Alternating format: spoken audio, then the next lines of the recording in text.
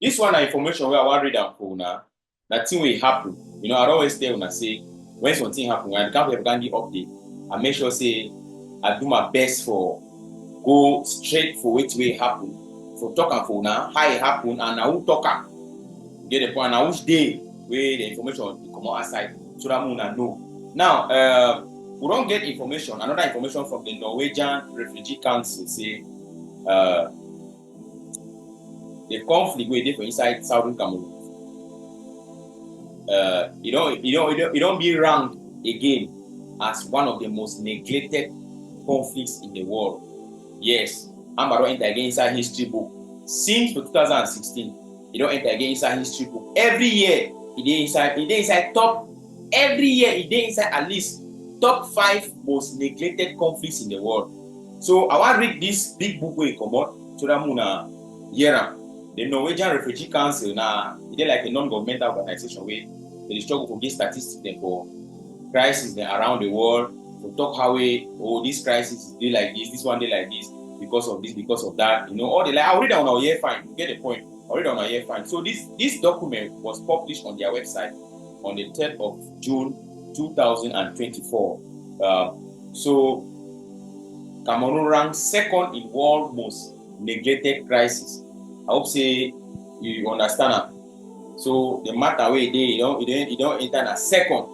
Now for 2024, I read am now. So June 3rd, 2024, the Norwegian Refugee Council has published its latest report, ranking Cameroon as the second most neglected crisis country in the world.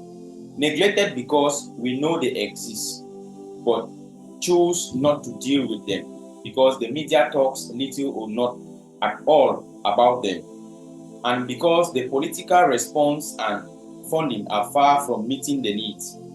The Norwegian Refugee Council report, released on Monday, June 3rd, analyzes 39 displacement crises based on 3 main criteria: lack of funding, lack of media attention, and lack of international political and diplomatic initiative. Cameroon thus finds itself among the most neglected countries due to ongoing violence in northwest and southwest regions, as well as the war against Boko Haram in the far north region. The Anglophone crisis did not erupt overnight. It is a long, simmering storm of discontent rooted in Cameroon's colonial past. After French and British rule, the predominantly Anglophone northwest and southwest regions merged with the Francophone majority in 1961. However, feelings of marginalization, underrepresentation, and linguistic discrimination have worsened over the decades. In 2016, peaceful protests by lawyers and teachers demanding equality in judicial and educational system elicited a strong response from the government. This triggered broader protests, and tragically, a cycle of violence began. In 2017, the crisis turned into an armed conflict between separatist groups advocating for an independent state called Ambazonia and the Cameroonian army. Both sides have been accused of human rights violations against civilians, creating a climate of fear and displacement. The NRC, the Norwegian Refugee Council, estimates that the number of internally displaced persons in Cameroon will reach 1.1 million by the end of the year. In addition to 500,000 refugees from the neighboring Central African Republic, this situation puts immense pressure on available resources. Residents of the far north region and the Anglophone northwest and southwest regions struggle to find safety in the face of human rights violations, including murders and kidnappings.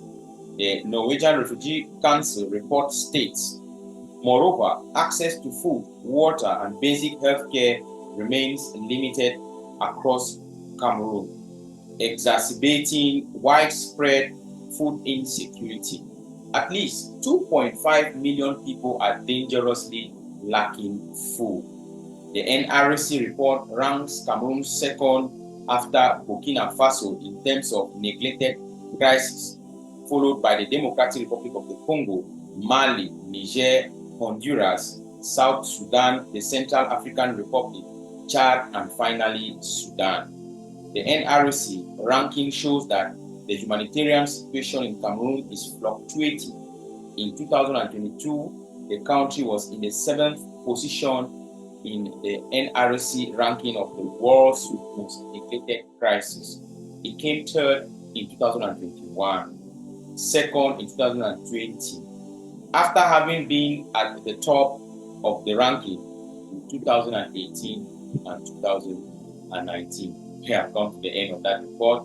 Ladies and gentlemen, fellow Ambazonians, I thought it wise to bring this information to your knowledge, to your notice, for you to know that this is exactly what is happening. And once more, looking at the top on the world, I came here in January, if you can remember. I told you about some of the eight conflicts to look at in 2024. That was published also by another humanitarian or non-governmental organization. And now we have gotten this report from the Norwegian Refugee Council stating clearly that the conflict or the war between the Southern Cameroon or Ambazonia versus La République du Cameroon is ranked second most neglected crisis in the world. And most of these reasons account for they are being done or being neglected because of low level of media attention and political or diplomatic initiative. We quite understand that the number one person who is pressing the buttons behind the scene is France. France is pressing the buttons behind the scene. We have seen them done and undone in several areas. For example, instead of addressing the issue, instead of addressing the root cause of this problem, the French ambassador to the Cameroons, he went to Bamenda saying that decentralization is the best system of governance. You don't come to tell the people what to do, allow the people decide what they will do. I believe that the French ambassador to the Cameroons in France, he doesn't tell people what to do, he doesn't dictate. Even Emmanuel Macron cannot dictate to any French citizen. But when they come to Southern Cameroon, they will tell us what to do, as if we are less humans. Ladies and gentlemen, fellow Ambazonians, the Norwegian Refugee Council has published this report on the 10th of June 2024, which is a mind-blowing report to let you know that Ambazonia is still on top of the chart. There is still a need for attention. The people of Southern Cameroon are not asking too much from the United Nations. They're not asking too much from the international community. Just a fact-finding mission. A fact-finding mission that is backed by the United Nations Security Council to establish, to ascertain all those who have committed crimes against humanity, human rights violators in Southern Cameroon to be brought to book and create an enabling environment for a proper discourse to the root causes of this problem, and why not to establish a permanent political solution that will solve this problem once and for all. Remember that on the 1st of October 1961, the people of Southern Cameroon, instead of getting independent, they were given options to join the Federal Republic of Nigeria or to join La République du Cameroon. No country in this world has ever been given such kind of condition. And Southern Cameroonians were ripe enough to become independent, because if you look at the institutions that were being run, they were better off than those in East Cameroon, or better still, La République du Cameroon. If you look at the administration of Ndeli and the administration of Foncha, you come to discover that the people of Southern Cameroon, they enjoy democracy. They saw a peaceful transition of power in a very short period of time. La République du Cameroon has been for over 40 years with just 2 presidents, and we know what is happening in that part of the world. We tell you, ladies and gentlemen, that we come to the end of this report. I just thought it wise to make you understand some of these things and to tell the international community that the people of Southern Cameroon, they have the right, just like the people of Palestine, just like the people of Ukraine. The people of Southern Cameroon, they have the right to be, to self-determine, to self-govern. The incomplete decolonization process of this territory is what is haunting everyone back 63 years after. Only a permanent political solution will bring a stop to this.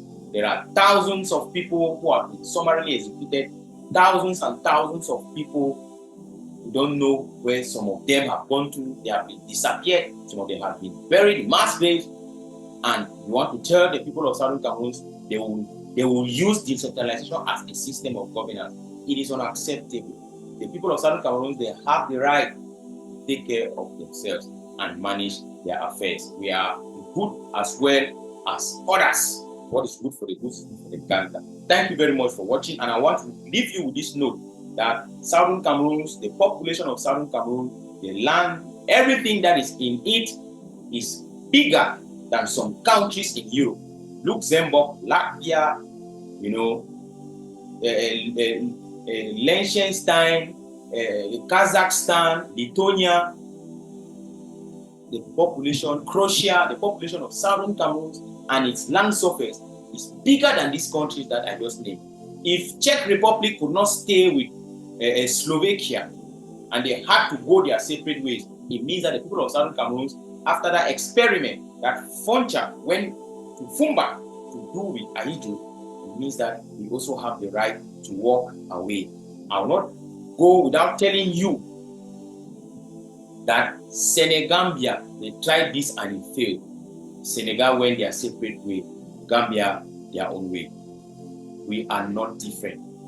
We understand the gymnastics, we understand the things that are happening behind the scene, which France is doing as far as possible, as much as possible, that this conflict does not come to the limelight. It doesn't receive the enough attention it deserves.